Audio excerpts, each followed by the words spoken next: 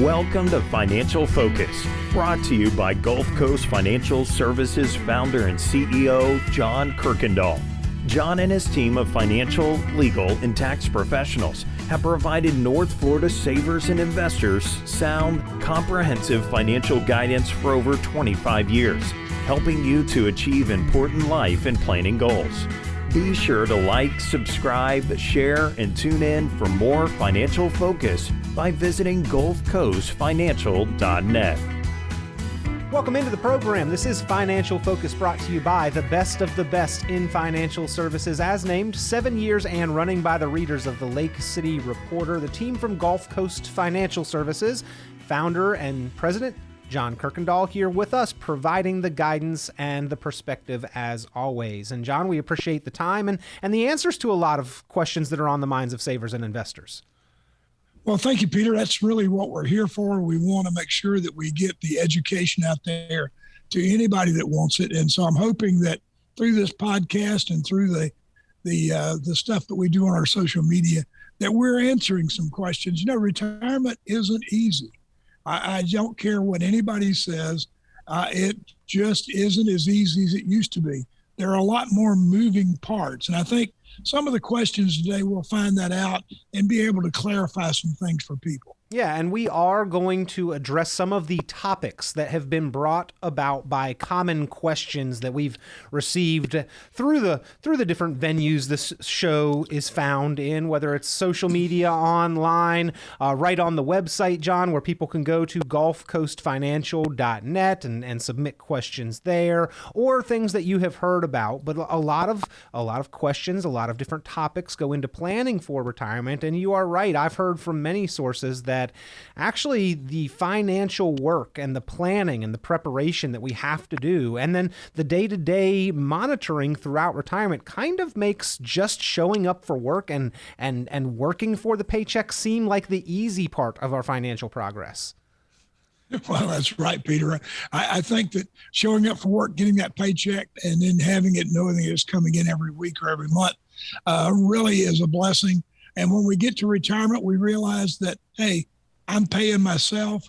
There's tax consequences. There's all kinds of consequences that affect everyone when we file for Social Security. The list just goes on and on and on. I mean, it's amazing. Yeah, and that is a big one. So first and foremost, we get a lot of questions about Social Security, how, when to file, what are people's thoughts on retiring early versus waiting until 70. We know that the benefit grows the longer that we wait. But John, let's talk about that, because it is one of the cornerstones for retirement income, but it's also one that has a lot of choices, a lot of options, and very little education about Social Security prior to retirement, actually. So what kind of questions do you help people through, and how do you provide guidance on Social Security issues? Well, we have a Social Security software that we can input your information in, and we can show you where your break even is going to be and how much you're going to lose if you file too early, or, should you file sooner? It depends on the circumstances, and each individual couple is different. But, I was amazed to read that 94% of all people who are eligible for Social Security file prior to age 70. 94%. Now, at age 70, we maximize our Social Security. And so we're getting that 7% per year bump up, the compounding of that benefit from the full retirement age up to 70. So it's amazing to me the number of people that take it early, afraid they're going to lose it, and they end up not really maximizing their retirement check. The average Social Security check's only $1,860. That's not a lot of money. And so if you figure that 94% of the people are filing before age 70 and taking that smaller check, that's something we've got to live with for the rest of our retirement. And there's a 50% probability that if you're 55, that you're going to reach age 90. So why wouldn't you wait and file at the proper time. Yeah, life expectancies have expanded, and if we've already made it so far in life, the likelihood increases that we are the part of the population that makes it further than those average numbers. But John, your answer there is not to necessarily say that it's always the right solution to wait till 70, just that there is some merit and benefit for considering that, and unfortunately, many people don't consider that. Well, they don't take the time to get the software to look to see how much money they're leaving on the table. And maybe there's a way, we can file on the spouse and let yours continue to grow. There are several strategies still left to us. Even though most of them were eliminated, there are still several that are left to us that we can still get some benefit, but we can tell you how much money you're going to leave on the table. I mean, retirement's a long thing. We'll retire almost as long as we work. So why not get the software, get the education, get the benefit of our knowledge, and let us tell you how you can do it. If you go to Social Security, they're not there to tell you how to maximize your Social Security. They're there to take your order and file it the way you've requested it. Yeah, not saying, oh, well, you came in wanting the hamburger, but in fact, I think the salad would be a better option for you. Nope, they just take your order and run with it. Now, John, I've seen some of the tools and the calculators and the reports and the projections that you can help somebody put together for their specific situation. I've seen some generic examples that you've done, and the amount of cumulative income that we receive from Social Security is not insignificant. It can be a rather substantial amount, especially for married couples. Oftentimes, just until average life expectancy, those numbers can reach up to $800,000, $900,000, $1 million plus. And oftentimes the difference between a rush decision or jumping out as soon as we're eligible or waiting for a more optimal timing can mean the difference in several hundreds of thousands of dollars over our lifetime. That's certainly worth the time of the investment to run those numbers before making that decision. Well, that's right, Peter. It's a lot of money to leave on the table. If you figure that 40% of all retirees right now are living on Social Security, that's not a lot of money that they're living on. It's going to take more and more money for us as retirees to live just because of inflation, taxes, all the things that we know are coming down the pike.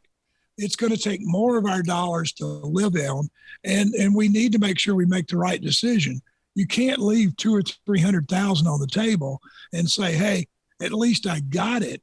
It'll be there for us. Even if we don't do anything to Social Security, we know that there's enough money to pay 76 cents on every dollar right now. So if we take a haircut when it's 2038 or whenever it is it runs out, we'll still get.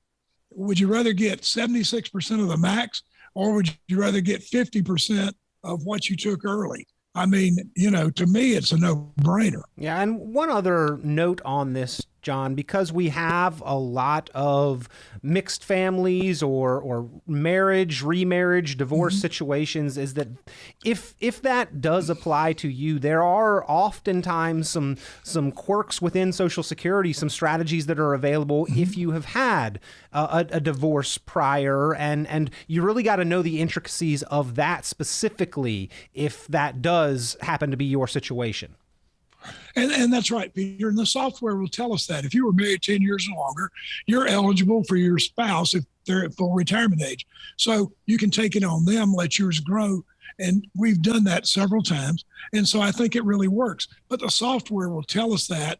The computers we have today, the software we have today, looking at Social Security and tax planning and income planning are so much more sophisticated than what we had 3 or 4 years ago.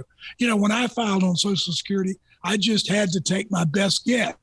I knew I was full retirement age. I knew I could work and make as much as I wanted. And so I took it early. Had I, looking back on it now, I should have waited. It would have been a much bigger check. Instead of $2,500, it would have been $3,300.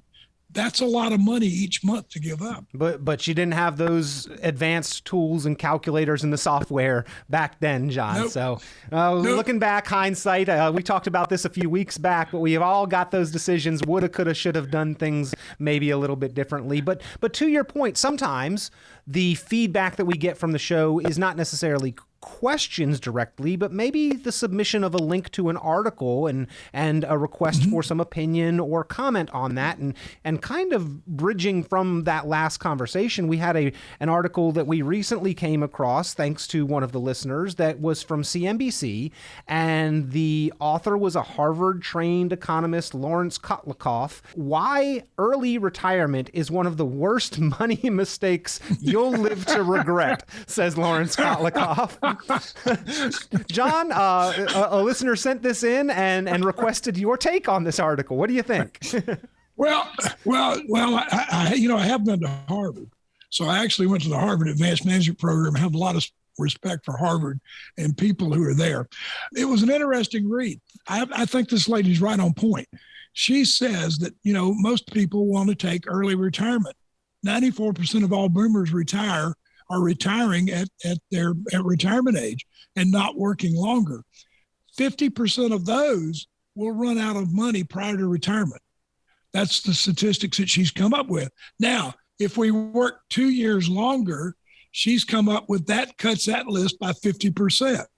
So you're at 25% if you work 2 years longer. I think it makes a lot of sense. There's too much emphasis on retirement, too much emphasis on early. The average baby boomer has $144,000 saved. That is only 3 years of living. Average living expenses for those same baby boomers. Yeah. Yeah. So if we can work 2 years longer, save a little bit more money, but put off taking our Social Security, we'll get a bigger Social Security check. And also we'll have a chance to save more money. Plus our life expectancy is not quite as long. So all that plays into the equation.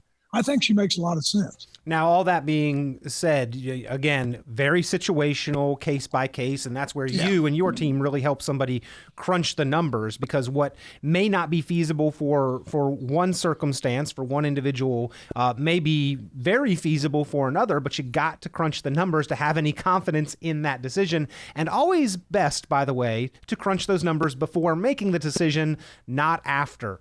So, John, another article that we came across, thanks again to some feedback here, was from Seeking Alpha, and it was the 5 best investment strategies for a volatile market. Now, that is something that I think a lot of people have noticed a little bit recently, that the market has been a little bit more volatile. The 5 strategies, and I'm just going to sum it up and get your take. Stay invested. Don't make a knee-jerk reaction. Think long-term, stay invested. Put your money to work consistently with dollar cost averaging rather than sitting in cash. Know what you own. Focus on good companies and diversify, and then find resources and tools to educate yourself. To me, those really sound like those are good fundamentals in any market, but maybe people forget them in volatile markets. Well, I think when the market's good, and we're in this state of euphoria because we're making all this money and everybody's happy and excited. And then we tend to forget that there are rules that we've lived with, and we lived with them when the market was good. You just didn't talk about them as much. But we always want a dollar cost average in. We never want to throw all of our money in the market at one time. And if we do that, then consistently we're buying at different prices, have a better chance of making money. I love the one about know what you own. And that was a Peter Lynch thing. And Peter, as you know, ran the Fidelity Magellan Fund, had the highest return of any fund manager I've ever heard of. I mean, he was in the 20s for the percent every year for the length of time he ran the fund. And he always said, know what you're buying. Make sure you understand the company and the underlying situation. And that's what we're doing here. When we say dollar cost average, we're wanting to invest in over time. We want to stay invested, not get a knee-jerk reaction, because the market will change. If you got out of the market last February of 20, the market, as you know, came right back up, and you missed the opportunity to get back up because we had a V, not a W then, and that market went right back up on us. That's a prime example of why you need to stay invested. And I think the other thing is that, we need to rely on specialists and get educated from your advisors. We have the tools and as I said many times, the software, but we have the knowledge. We're listening to reading all this stuff every day, hundreds of emails that we get from analysts and fund companies every day about what the market's doing, where it's going. Use that to decide what you're going to be doing. Don't make a knee-jerk reaction. But we tend, in bad markets, we tend to forget those 5 rules, and all we want to do is get out of the market, get safe, and then what the problem is, we never come back into the market.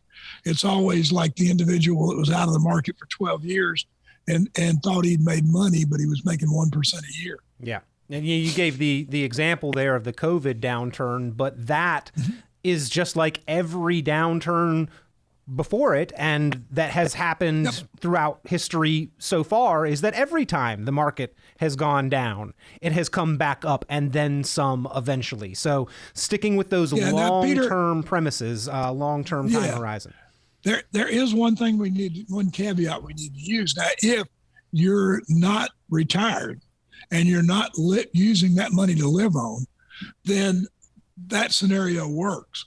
If you're retired and if you're using your investments as your paycheck, don't forget about the sequence of returns, because the sequence of returns, we're pulling out in a down market.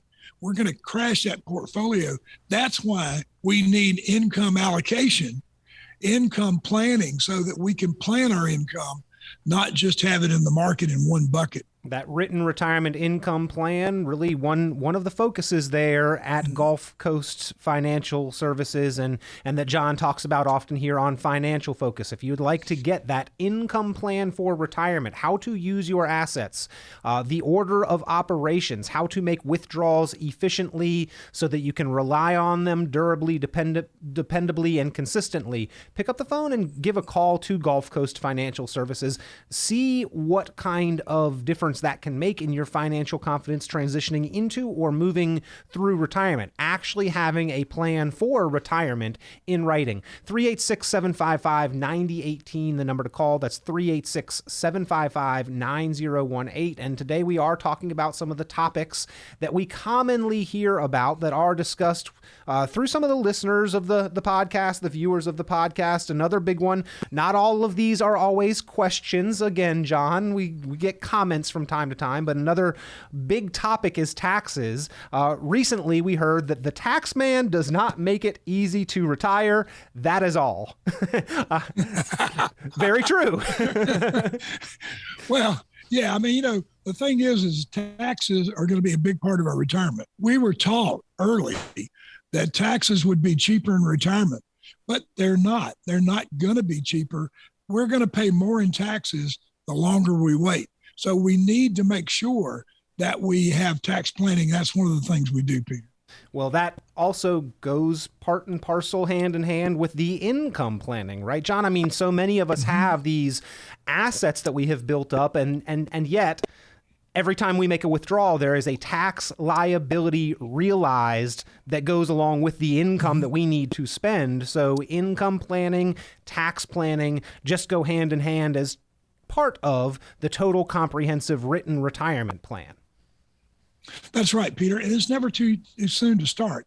Just this morning, we met with a 45-year-old individual, and we're putting together a tax plan, a retirement plan, an income plan for him and his wife, because we want to be able to track it forward. He would like to be able to, at some point in time, whether he retires or not, he would like for his wife to be able to say, I don't want to work anymore.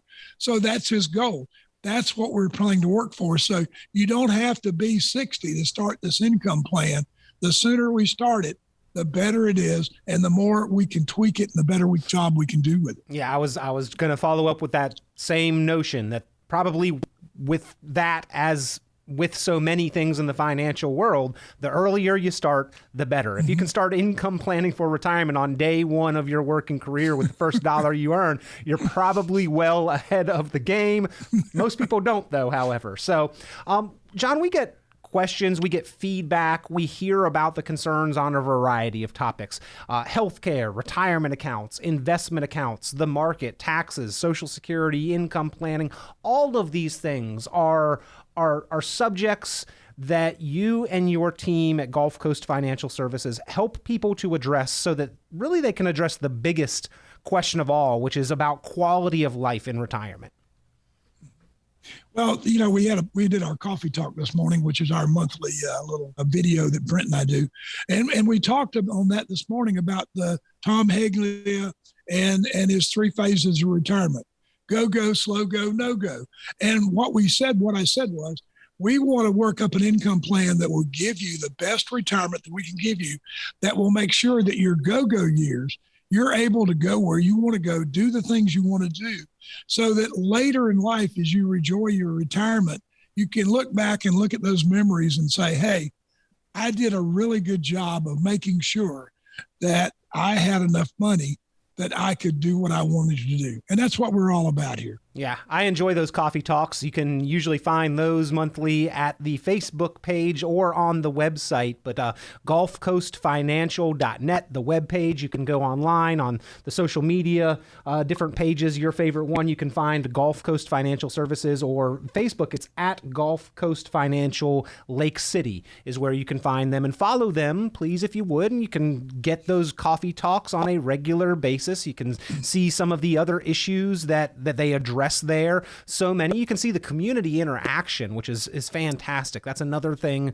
that I think that the listeners, the viewers, your clients certainly know, but others need to know about what you and your team do there at Gulf Coast Financial Services. A lot of community service to go along with the financial services. Well, we hope so, Peter. One of the things we want to do is give back to our community. We've always felt that. We have an obligation to give back to our listeners, but also give back to our community. And we try with our first responders luncheon every year, with our sponsor of the Lusky Festival, with all the things that we try to do. And in addition to our churches and the way that we give to them, we hope that we're doing what we should do to make our community better. I've seen some real cute animals and pets get adopted through your Facebook page as well. So just lots going on there at Gulf Coast Financial Services. But as always, your source to get answers to your important financial questions, ladies and gentlemen. Give John Kuykendall, the team there at Gulf Coast Financial Services, and sister company Gulf Coast Tax Advantage. I know tax is on everybody's mind this time of year, but give them a call. They can look at your financial plan, your outlook, your strategies. They can look at things from a tax perspective as well. Make sure that you're doing the best things with your money so that you get to keep more of it. Give a call, 386-755-9018. That's 386-755-9018. John, always appreciate you being here to give us the guidance and answer so many questions. Thank you, Peter. I'm glad I was here. I hope everybody got something out of this, and it was really informative. I really enjoyed it. Be sure to like, subscribe, share, and tune in for more financial focus by visiting GulfCoastFinancial.net. The information presented on this program is provided for informational purposes only, without warranty of accuracy, completeness, or suitability for a particular purpose. This program is not intended to be and does not constitute financial, investment, legal, or tax advice. This information is general in nature and not specific enough to be construed as advice. You should not make any decision based on the information presented on this program without independent consultation with an appropriately licensed professional or competent advisor. Investment in securities or the market involves a potential risk for loss of principal. Trading, therefore, may not be suitable for all listeners. Annuity guarantees are based solely on the financial strength and claims-paying ability of the issuing company. Withdrawals of growth from annuities may be taxable as ordinary income in the year it is taken. Individuals should review contracts for specific details of the product's features and costs. Early withdrawals may subject the owner to penalties, fees, or taxes. John Kuykendall is registered with and securities are offered through Kovac Securities, Inc., member FINRA SIPC, found online at www.kovacsecurities.com. Advisory services are offered through Gulf Coast Financial Services, Inc., a registered investment advisor in Florida. Gulf Coast Financial Services, Inc. is not affiliated with Kovac Securities Inc. or Kovac Advisors Inc. Past performance is not indicative of future results. All investing involves risk. Investment decisions should be based on your own goals, time horizon, and tolerance for risk. Due to various factors including changing market conditions and/or applicable laws, the content may no longer be reflective of current opinions or positions.